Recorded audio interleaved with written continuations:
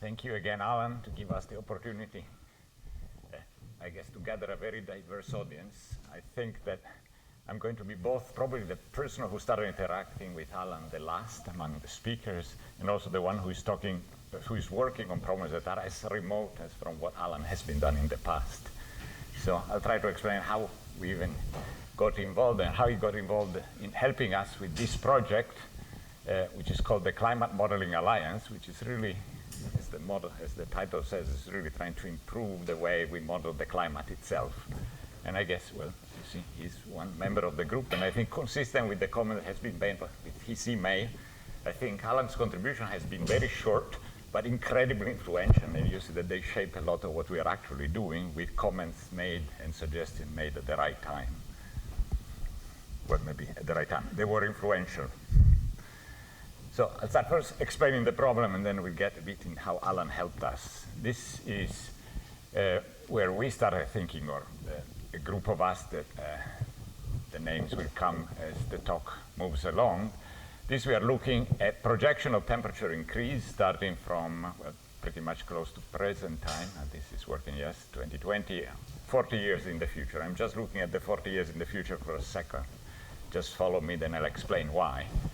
But what I'm trying to show you is the temperature increase, and it's increased compared to pre-industrial time, so say the beginning of the 1900s. And here we're starting some time later, so that's what we start from 1 degree Celsius, something above pre-industrial time, because there's been already some warming, and now we're seeing how the warming increases in the future. And you see 3 lines. These are 3 lines taking averaging results or projections from all models that have been submitted to the Intergovernmental Panel on Climate Change. So it's an ensemble of many models under 3 different emission scenarios: low emissions, medium emission, and very high emission scenarios. It doesn't matter exactly what the scenarios are, but you see that the ensemble average of all models, even according to different emission scenarios, yes, it changes a bit, but not all that much. Now, what I want you to pay attention is that there is a shading around all of these lines. That is the scatter in projection across all different models for all different scenarios.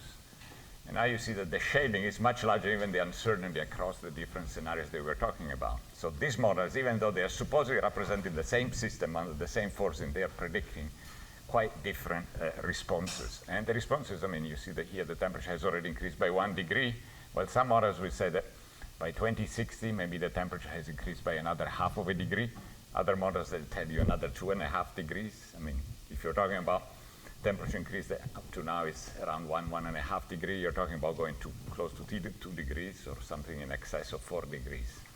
The implications are quite dramatic. In one case, it's a very difficult situation. In the other case, it's probably a catastrophic climate that is very different and hard to adapt to.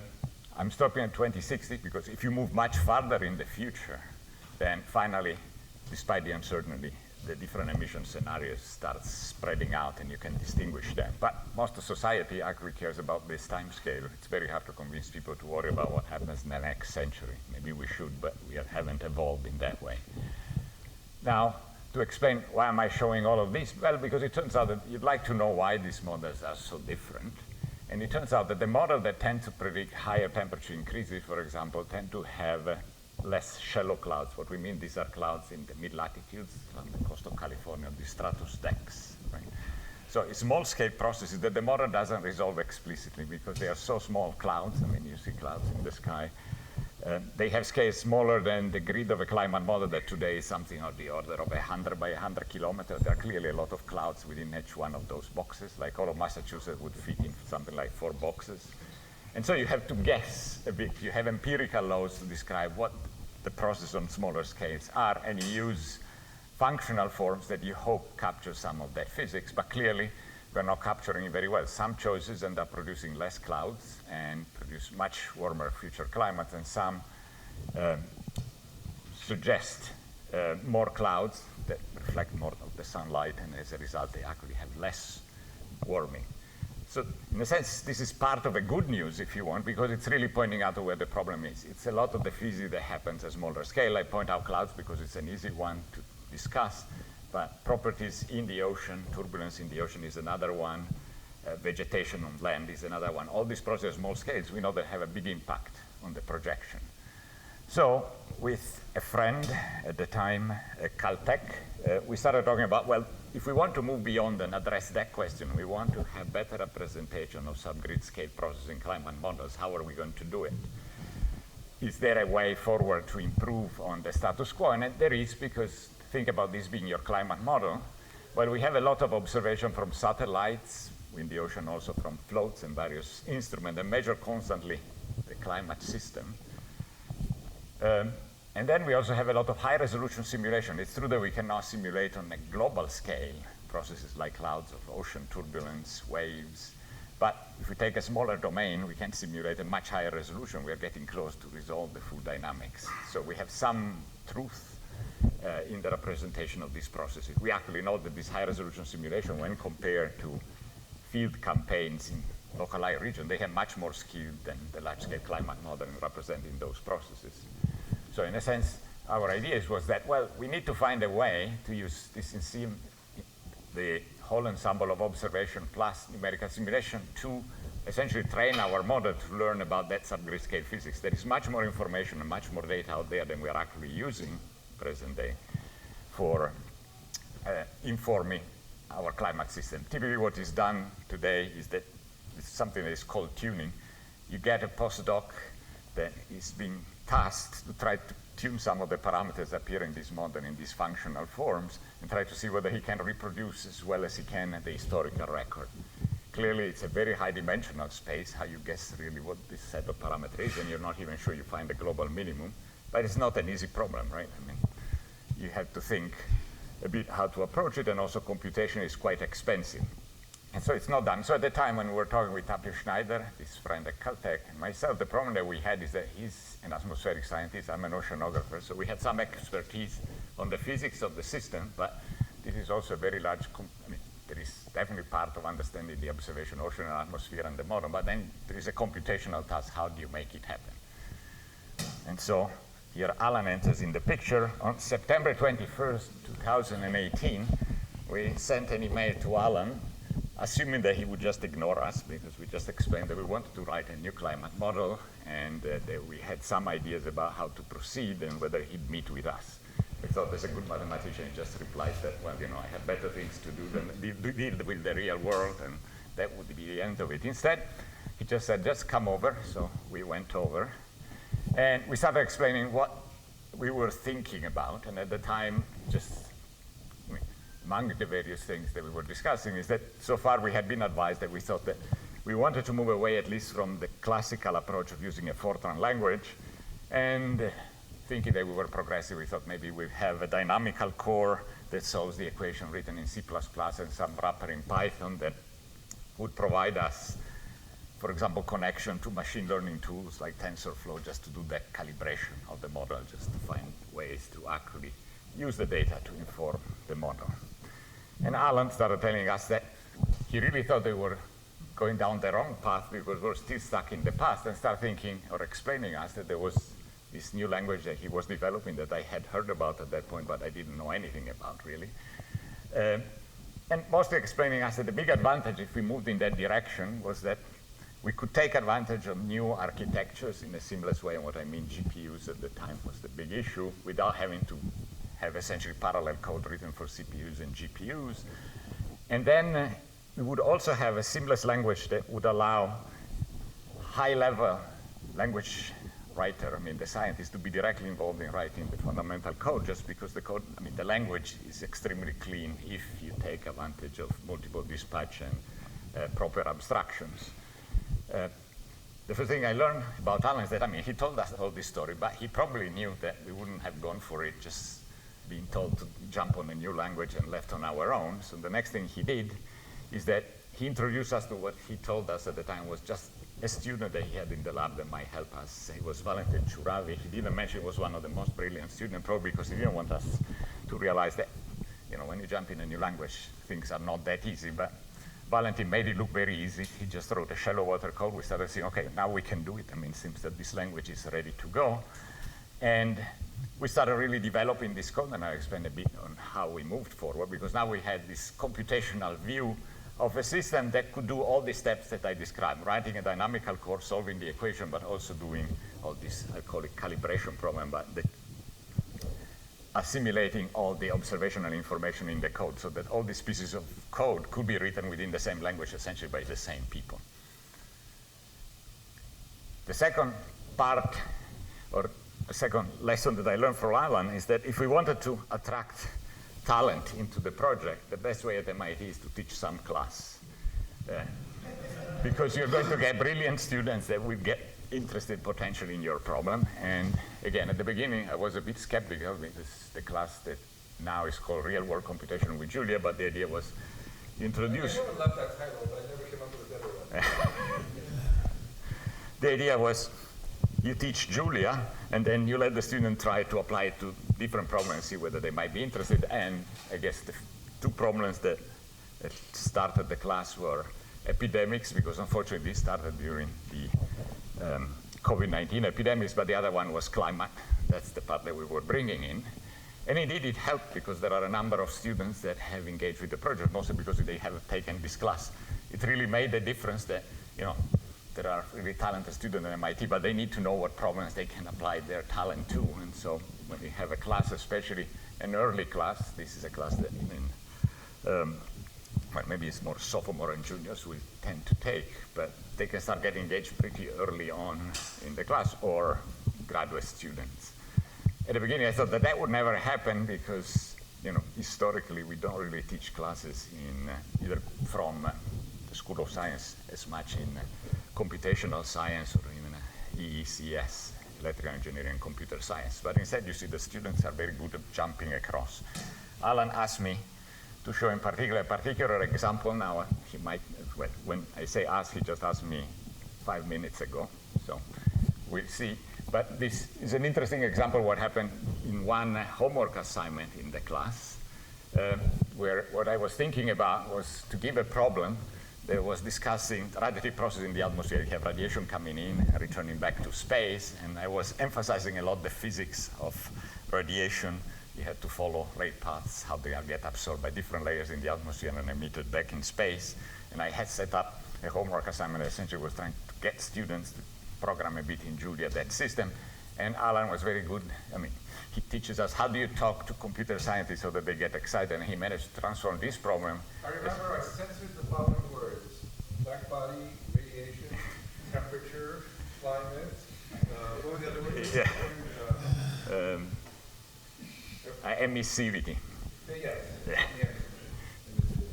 Replaced it with Julia Street and having tea. And essentially, a walker along a path, a discrete path, and essentially, unsurprisingly, the problem was turned into a matrix problem that the student had to work on, and through the steps of the Julia packages they could use, how they could compute, invert that matrix. And then by the end, he was telling him, look, you solved the radiation problem that the student didn't know, but then the student actually got excited that maybe they can really apply their expertise to a problem they didn't even know they knew anything about. But now I really want to explain a bit how Alan really influenced our exercise or the developing of, a climate model. Here at MIT, we are mostly working on the ocean component, me being an oceanographer. Caltech, they are developing more the atmospheric component, and if people have been at JuliaCon, there have been a lot of talks about the atmospheric work. So let's look, and there are a lot of parallels between the two. Now I'm showing you the ocean model and what are the challenges. So this is the full sphere. You're seeing a model that is called Oceananigans. It's written in the Julia language, and it's running on GPUs, but this is the global solution. This has a resolution of order 100 by 100 kilometers in the horizontal and order of few tens of meters in the vertical. You're taking the full sphere and divide it in boxes. This is what every model will compute explicitly. So you're solving the Navier-Stokes equation, if you want, Newton's equation on the sphere at that scale.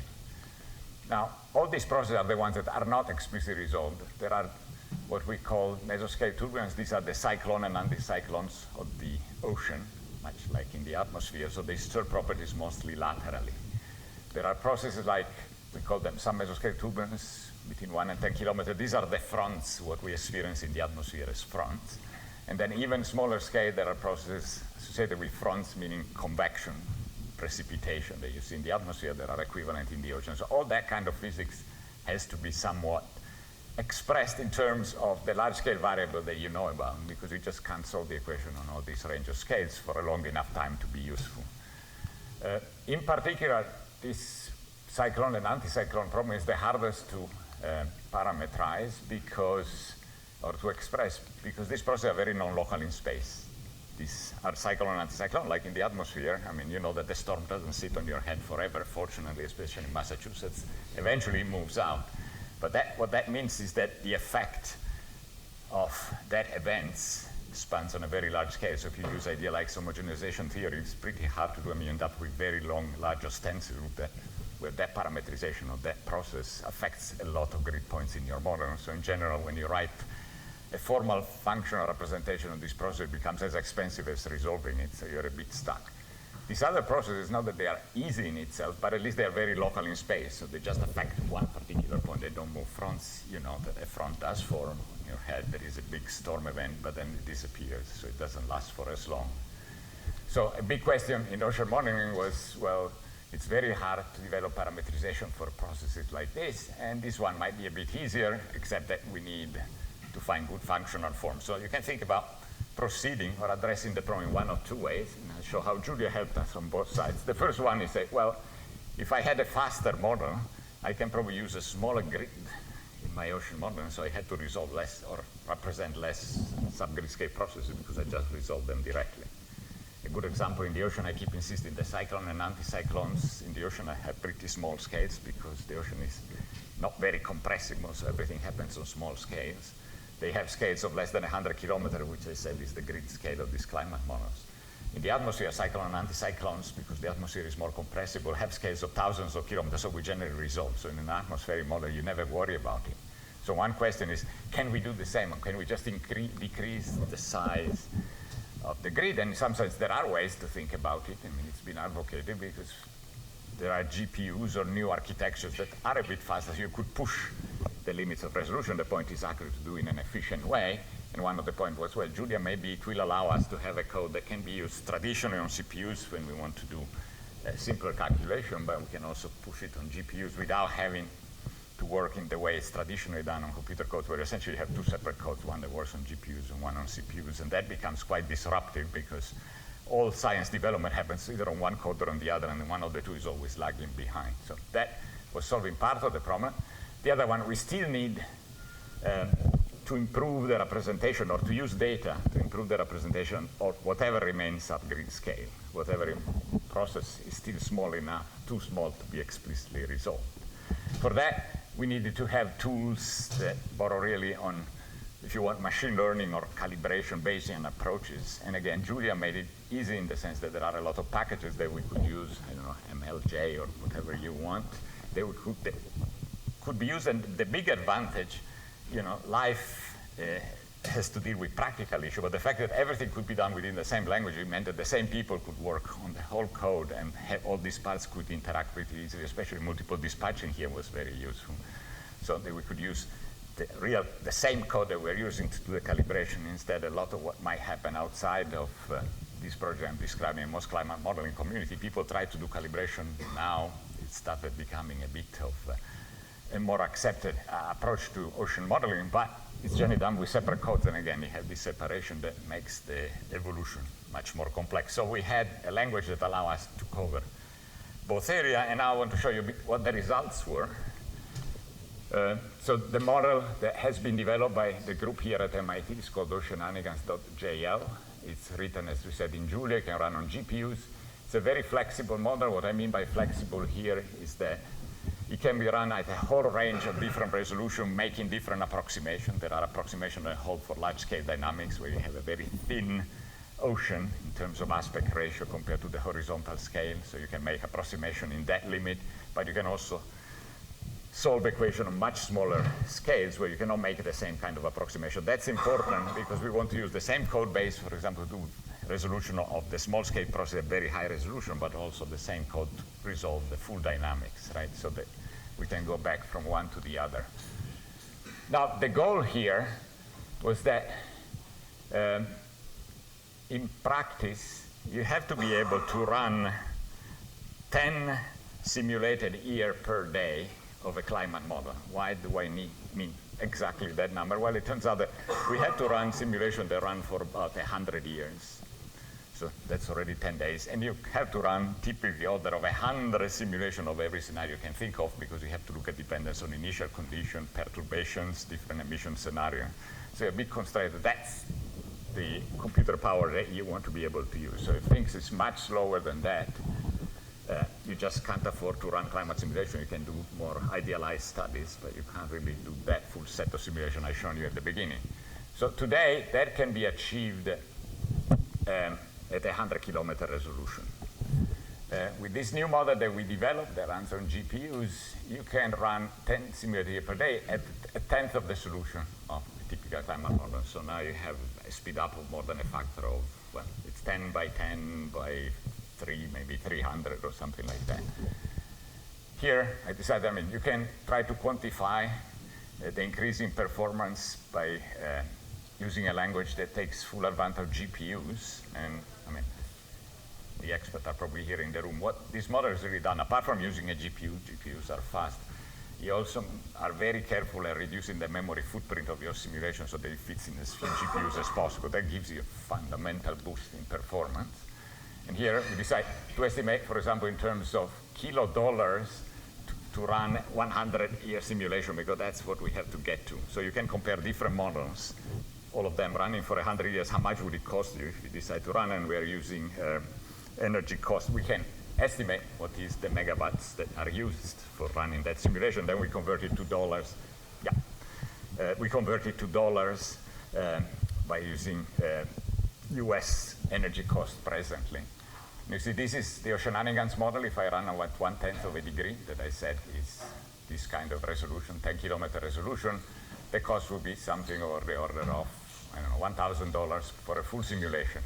Veros is another model, ocean model that run on CPU, is already a factor of 3 or 4 more expensive. But HUD-GEM is the Hadley Center, the weather forecasting center in the UK. This is a typical high-resolution model today.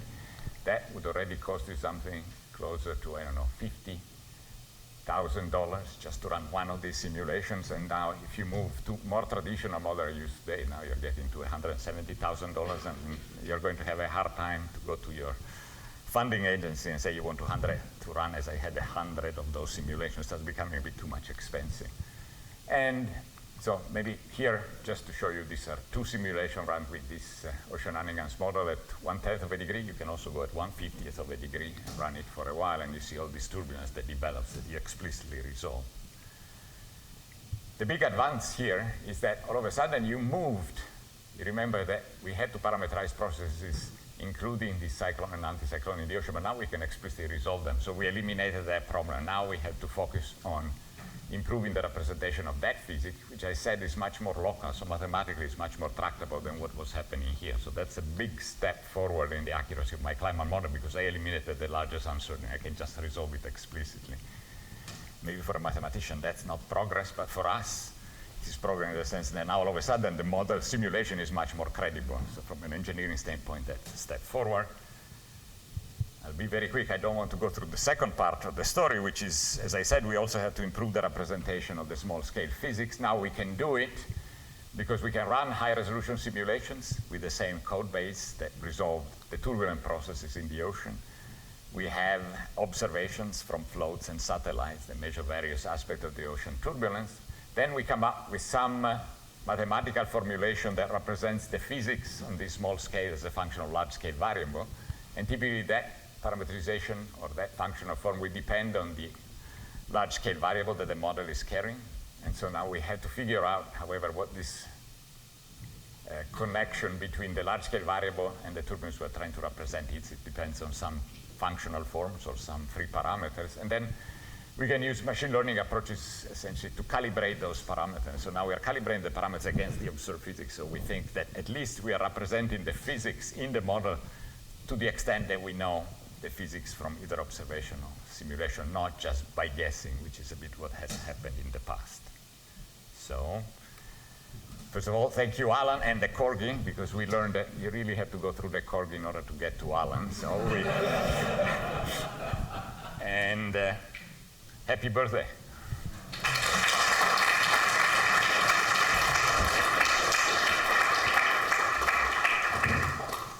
Where did you get a corgi birthday picture? Dali.